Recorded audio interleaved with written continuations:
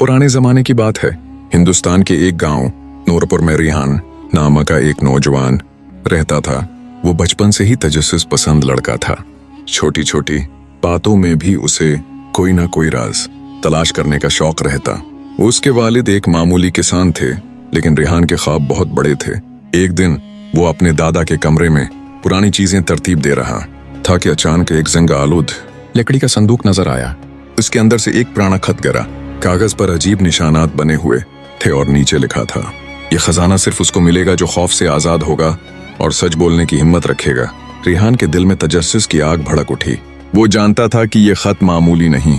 रिहान ने कई दिन तक इस खत के निशानात समझने की कोशिश की, मगर बात समझ न आई। फिर वो गांव के पुराने मदरसे के आलम मौलाना फरीदुद्दीन के पास गया। मौलाना साहब ने खत देखा और कहा, बेटा ये आम नक्शा नहीं, ये शायद सुल्तान ज़ैनुल आबदीन के खजाने का सुराग है। लोग कहते हैं वो खजाना किसी पहाड़ी इलाके में दफन है। रिहान ने फौरन फैसला किया कि वो खजाना तलाश करेगा।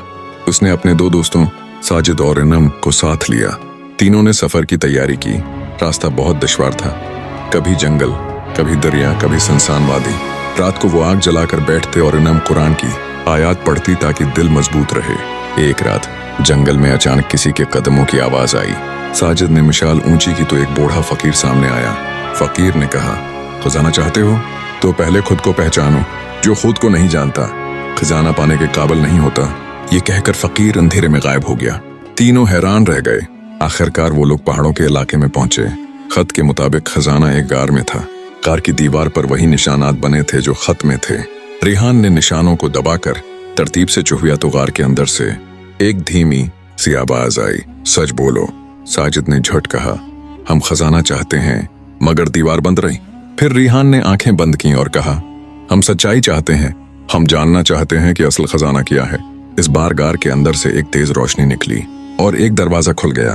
अंदर दाखिल हुए तो सोना, हीरे, मोती हर तरफ बिखरे हुए थे, लेकिन सबसे आगे एक पत्थर का तख्त था जिस पर ये अल्फाज कंदा थे, दुनिया का सबसे बड़ा खजाना ईमान, इल्म और सच्चाई है। जिसने ये पा लिया उसने सब कुछ पा लिया। रिहान के दिल पर एक गहरा असर हुआ।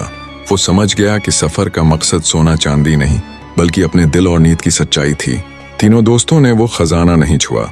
वो वापस लौटे और रिहान ने गांव में एक मदरसा कायम किया, जहां बच्चों को सिर्फ इल्म ही नहीं बल्कि सच्चाई, हिम्मत और ईमान की तालीम भी दी जाती थी। सालों बाद जब रिहान बूढ़ा हुआ तो लोग उसे नूरपुर का दाना हकीम कहते थे। वो हमेशा कहा करता था, जिसने सच को पा लिया उसने खजाने को पा लिया, बाकी सब आरिजी है।